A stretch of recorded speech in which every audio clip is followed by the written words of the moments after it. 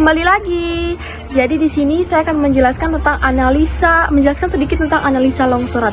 Nah, analisa longsoran itu memiliki 5 jenis utama, yaitu yang pertama adalah bidang atau planar, yang kedua adalah baji atau wedge, yang ketiga adalah jungkiran atau toppling, yang keempat adalah busur rotasional atau sirkular, dan yang kelima adalah kombinasi dari semuanya atau yang kita biasa sebut compound atau combine. Nah, di sini saya akan menjelaskan tentang ada di sini kalian bisa lihat di sebelah sini ada sebuah foto. Nah, ini adalah foto dari contohnya adalah longsoran. Di sini bisa dilihat yaitu terdapat bidang lincir bebas atau daylight. Nah, di sini dapat dilihat dari gambarnya itu kemiringan bidang luncur atau kemiringan bidang luncur atau CP lebih kecil daripada kemiringan lereng atau CF. Nah, selanjutnya kalau bisa dilihat bahwa arah bidang perlapisan atau bidang lebahnya itu sejajar atau mendekati arah lereng, di mana memiliki nilai maksimal itu 200. Selanjutnya itu adalah kemiringan bidang luncurnya atau CP-nya itu lebih besar daripada sudut gesek dalam batuannya atau P-nya. Bisa dilihat dari gambarnya itu yang ada tanda panahnya itu bisa dilihat. Nah, selanjutnya yang keempat adalah terdapat bidang geser atau tidak terdapat gaya penahan pada kedua sisi longsoran. Nah, itu tadi penjelasan saya. Selanjutnya akan dilanjutkan oleh teman saya. Tentang syarat longsoran baji. Yang pertama itu, longsoran baji dapat terjadi pada suatu batuan jika lebih dari satu bidang lemah yang bebas dan saling berpotongan. Poin yang kedua itu, kemiringan penunjaman garis potong dua bidang lemah harus lebih kecil daripada sudut kemiringan lereng. Yang ketiga itu, kemiringan penunjaman garis potong dua bidang lemah harus lebih besar daripada sudut gesek dalam. Kita bisa perhatikan di tabel berikutnya.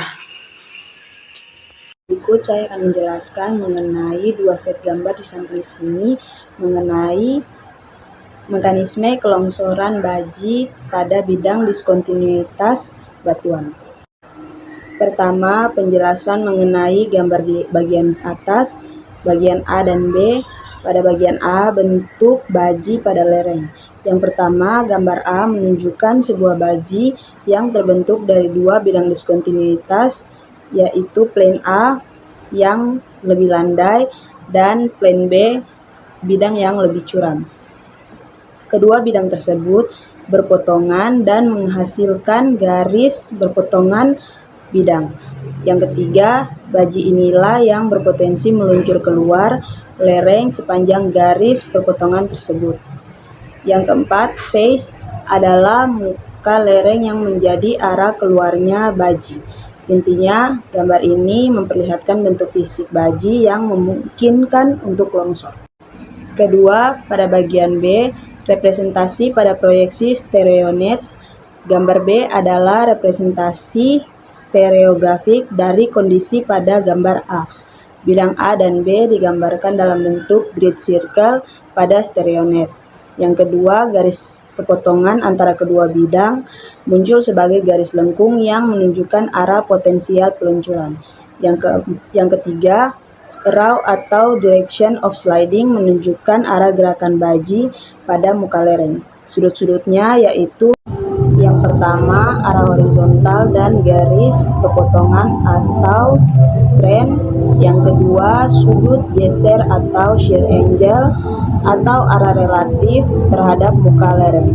Yang kelima, face lereng juga dilukiskan sebagai lingkaran besar pada stereonet agar bisa dibandingkan dengan arah perpotongan.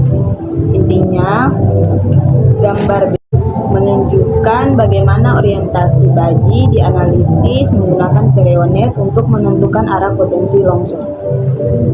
Yang kedua, penjelasan gambar bagian bawah C dan D. Bagian C, sudut-sudut geometri kelongsoran. Gambar C menjelaskan hubungan sudut antara arah dari plane B dan arah dari plane A.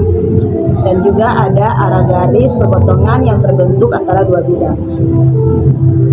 Nah, yang ketiga adalah garis yang dihasilkan dari perpotongan dua bidang. Di sini ditunjukkan bagaimana sudut arah bearing atau trend dua bidang menentukan arah perpotongan. Intinya, gambar ini membantu memahami geometri garis perpotongan secara dua dimensi. Kemudian pada bagian D, analisis sliding range pada stereonet. Gambar D menunjukkan analisis lebih lanjut pada stereonet. Pada yang pertama, plane A dan B ditampilkan sebagai bit circle, dan yang kedua, plane A dan B adalah bayangan atau posisi alternatif yang mungkin terjadi, atau misal rotasi atau toleransi. Di bagian kanan bawah ditunjukkan rentang alfa 1, yaitu rentang arah kelongsoran yang memungkinkan baji untuk meluncur. Yang keempat, panah keluar dari lingkaran menunjukkan arah pergerakan potensial.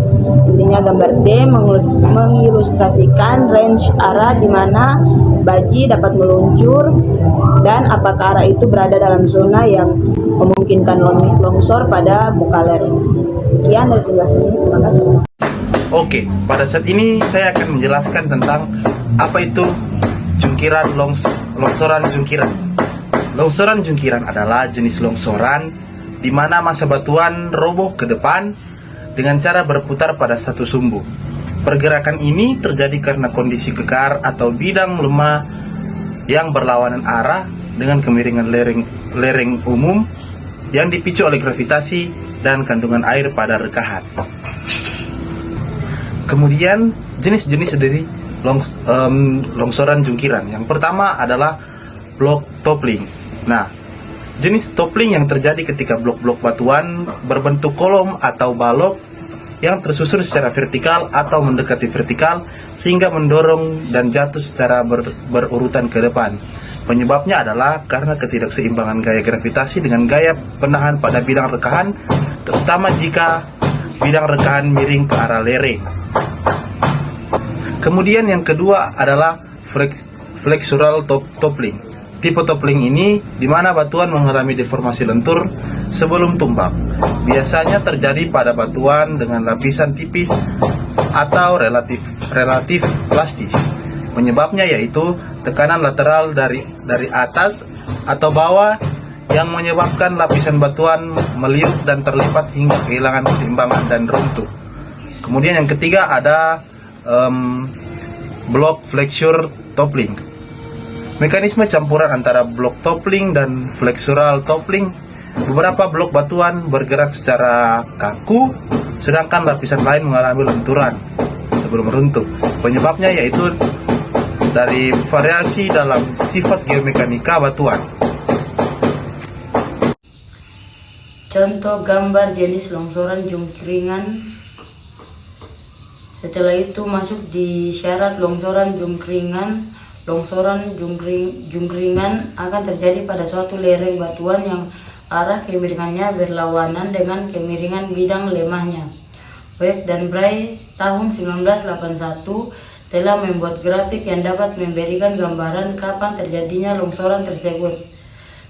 Dari gambar ini dapat diartikan jika psi lebih besar dari pi dan b per h lebih kecil dari tan pi, maka balok akan meluncur dan mengguling. Jika psi lebih kecil dari pi dan b per h lebih besar dari tan pi, maka balok akan langsung mengguling. Selanjutnya, syarat longsoran busur. Secara umum, syarat longsoran busur terbagi menjadi dua, yaitu yang pertama, pada material yang lunak atau tanah. Longsoran busur sering terjadi pada tanah karena material lunak ini memiliki kekuatan geser rendah dan mudah terdeformasi, seperti terdeformasi oleh air hujan, struktur tanah longgar, dan lereng curam memicu pembentukan bidang gelincir melengkung. Yang kedua yaitu pada batuan keras. Pada batuan keras, longsor busur dapat terjadi jika batuan tersebut sudah mempunyai pelapukan, mempunyai bidang-bidang lemah atau rekahan yang sangat rapat, dan tidak dapat dikenali lagi kedudukannya. Longsoran kombinasi atau kompleks adalah gabungan antara dua jenis atau lebih longsoran yang memungkinkan atau berpotensi terjadi pada suatu lereng. Misalnya, Kombinasi longsoran bidang dengan longsoran baji atau kombinasi longsoran bidang dengan longsoran busur. Nah, contohnya itu yang A, deformasi lereng batuan di Stampa Norwegia yang dijelaskan oleh Bohmin 2013, dan B, analisis reruntuhan lereng pada lereng kuarsit yang dijelaskan oleh Leon 2014.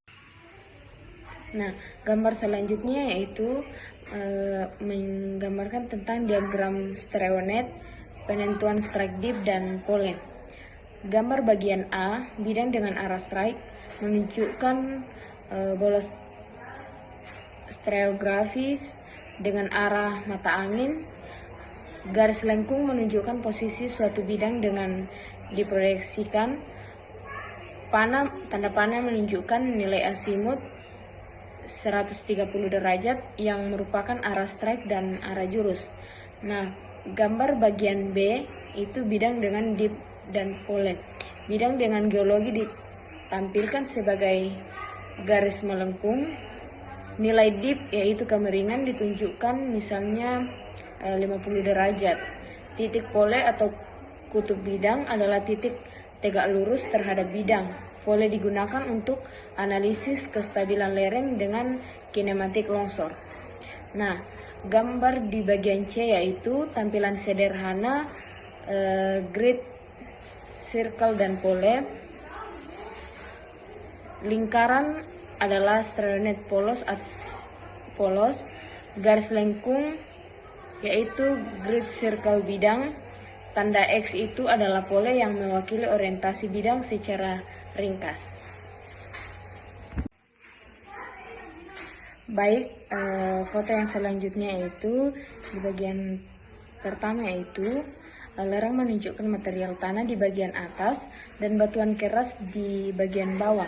Pola ini umumnya pada longsoran tipe kombinasi, yaitu gabungan antara longsoran tanah dan geseran pada batuan yang di bawah. Kontak antara tanah dan batuan sering menjadi bidang lemah pemicu longsor. Nah, gambar selanjutnya yaitu lereng tersusun oleh batuan yang sudah tergali sehingga terlihat bidang-bidang perlapisan atau rekahan. Permukaan lereng terlihat cukup tegak dan tersusun oleh batuan keras. Material longsor yang jatuh tampak di bagian kaki lereng. Selamat sore, saya akan membacakan jurnal tentang analisis longsoran. Yang pertama, 2.5 menentukan besar sudut perpotongan baji dan arahnya di Streonet. Hasil dari prosedur ini adalah plung dan drain dari garis perpotongan yang sering ditulis sebagai 20,5 derajat. Orientasi ini sangat penting untuk analisis stabilitas biji karena menentukan arah di mana biji akan meluncur jika menjadi tidak stabil. Sedangkan 2.6 adalah menentukan besar sudut antara dua kutub orientasi kekar. Sudut 64 derajat ini adalah sudut yang dibentuk oleh dua bidang kekar yang diwakili oleh kutub A dan kutub B. Jika sudut ini kecil, misalnya kurang dari 30 derajat, kedua bidang kekar tersebut hampir sejajar. Jika sudut ini mendekati 90 derajat, kedua bidang kekar tersebut hampir tegak lurus. Nilai 64 menunjukkan bahwa kedua bidang kekar tersebut berpotongan pada sudut yang cukup tajam. Sekian.